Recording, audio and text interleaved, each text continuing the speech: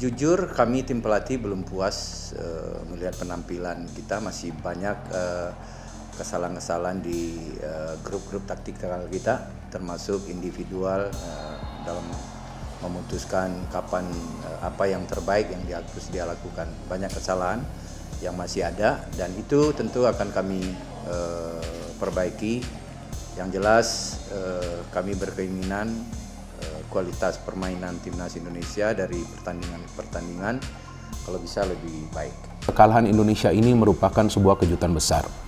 Memang faktanya Indonesia tidak dibebani target di Asian Games kali ini kan, dan juga Indonesia sebetulnya tidak full tim.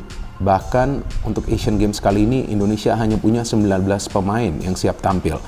Tapi seharusnya itu bukan merupakan alasan atas kekalahan Indonesia dari Chinese Taipei. Karena biar bagaimanapun materi pemain yang kita punya di skuad Indonesia untuk Asian Games kali ini jauh lebih bagus daripada materi pemain di skuad Chinese Taipei. Tapi jelas yang membuat Indonesia kalah itu karena kalah dari segi taktik permainan. Indonesia tumbang kepada Chinese Taipei, agak terkejut. Dan saya pun tidak tahu guys, mau mula daripada mana, apa sebenarnya faktor-faktor yang menyebabkan kekalahan Indonesia ke atas Chinese Taipei. Jadi, kekalahan yang dideritai timnas Indonesia U24 ini tentu saja mengejutkan. Sebab pada laga perdana sebelum ini, Garuda Muda Sukses menang 2-0 ke atas Kyrgyzstan.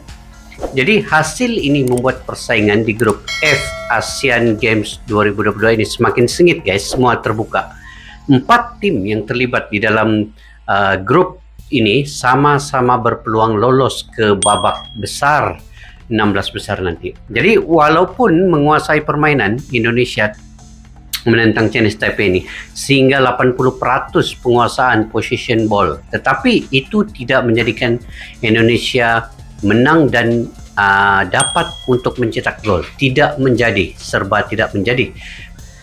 Tim asuhan Indra Safri atau tim Indonesia U24 di luar dugaan takluk dari Cina Taipei dengan 0-1 dalam pertandingan kedua cabang sepak bola di Asian Games 2023 di Hangzhou saat pemain Cina Qin Wen ya di menit 47 menaklukkan penjaga gawang Adi Satrio dalam duel yang berlangsung di Stadion Shijing di Normal University.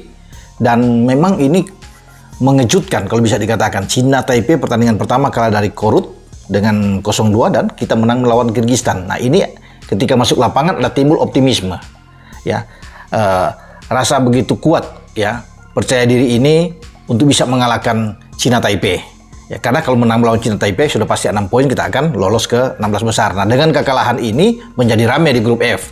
Walaupun memang kita masih ada di peringkat kedua. Ya, setelah Korea Utara sudah memainkan 2 pertandingan. Masih akan ada pertandingan antara Korea Utara dan Kyrgyzstan. Ini juga menentukan. Ini sangat seksi di grup F ini. Cina Taipei menang 1-0 tapi masih di peringkat ketiga. Karena kalah selisih gol dari Indonesia. Indonesia memasukkan 2, kemasukan 1. Cina Taipei memasukkan 1, kemasukan 2. Tapi apapun itu memang ini kekalahan yang ya mengecewakan memang, terutama juga bukan hanya bagi official atau Indra Safri, tapi penonton kita atau netizennya melihat memang wajar tidak puas dengan cara bermain kita, seperti bermain kebingungan lapangan, masih banyak kesalahan-kesalahan passing, cara membuild up serangan juga tidak terlihat dengan sangat baik. Nah, artinya pemain-pemain kita boleh menguasai permainan.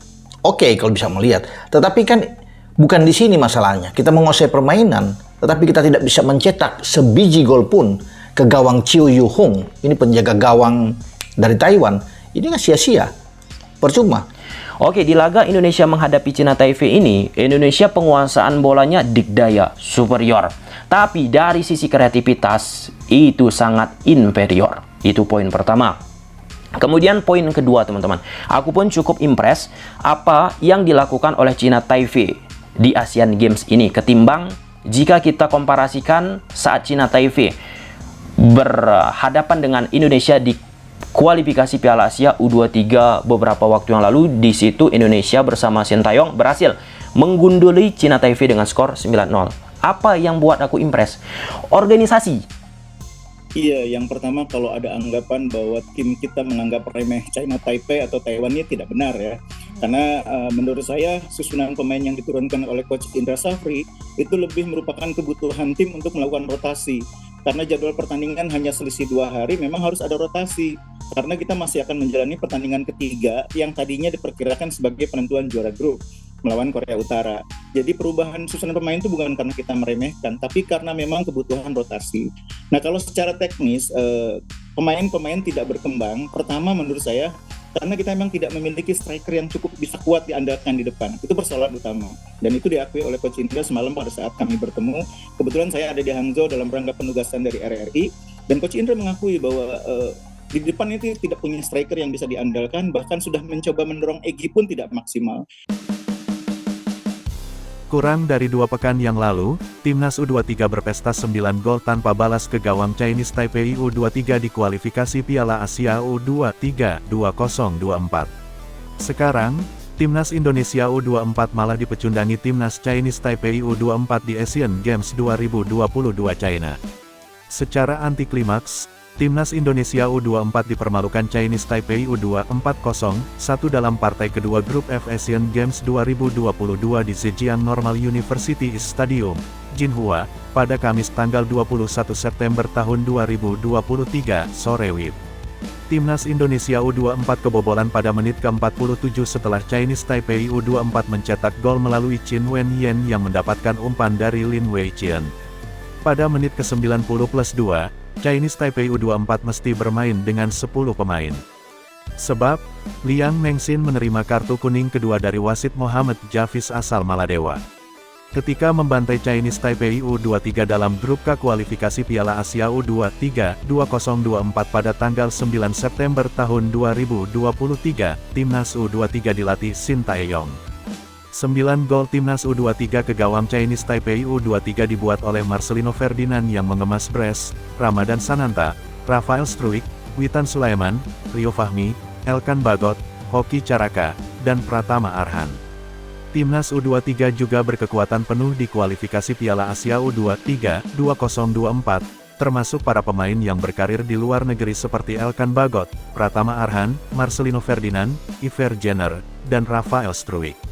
Dari 8 pemain Timnas U23 yang membobol gawang Chinese Taipei U23 di kualifikasi Piala Asia U23 2024, tidak satu pun membela Timnas Indonesia U24 di Asian Games 2022. Bahkan, hanya 5 alumni Timnas U23 yang masuk skuad Timnas Indonesia U24 untuk Asian Games 2022. Kelimanya adalah Rizky Ridho, Hernando Ari, Alveandra Dewangga, Doni Tripamungkas, dan Titan Agung. Mengapa demikian? Pelatih Timnas Indonesia U24, Indra Syafri, tidak dapat memanggil para pilarnya karena Asian Games 2022 bukan agenda FIFA sehingga klub berhak menahan pemainnya. Skuad Chinese Taipei U23 yang dipimpin Zheng Tailin di kualifikasi Piala Asia U23 2024 banyak diisi pemain amatir atau yang bermain untuk tim kampus seperti dari Universitas Kota Taipei, Universitas Olahraga Nasional Taiwan, sampai Universitas Mingchuan. Sebaliknya, di Asian Games 2022, Chinese Taipei U24 datang dengan wajah yang sangat jauh berbeda. Mulai dari pergantian pelatih dari Zheng Tailin ke Chen Junming hingga perombakan pemain. Chinese Taipei U24 bahkan memboyong 3 pemain yang berkancah di kompetisi luar negeri. Ketiganya adalah Wang Yiyu di Jerman, Wu Yansu serta Chen Po Liang di China. Pencetak gol dan pembuat asis Chinese Taipei U24 ke gawang Timnas Indonesia U24, Chin Wen-yen dan Lin Wei-chien, bahkan tidak bermain di kualifikasi Piala Asia U23 2024. Saya sebenarnya tidak mau mengomentari Chinese Taipei U24, tapi selamat kepada Chinese Taipei U24 yang telah memenangkan pertandingan, ucap Indra Syafri. Kekalahan dari Chinese Taipei U24 membuat peluang Timnas Indonesia U24 menjadi mengecil untuk lolos ke babak 16 besar Asian Games 2022. Saat ini, Timnas Indonesia U24 berada di peringkat kedua klasemen sementara grup F Asian Games 2022 dengan nilai 3 dari 2 pertandingan. Dalam matchday terakhir grup F Asian Games 2022, Timnas Indonesia U24 akan menjalankan partai hidup mati kontra Timnas Korea Utara U24 di Zhejiang Normal University East Stadium pada tanggal 24 September tahun 2023.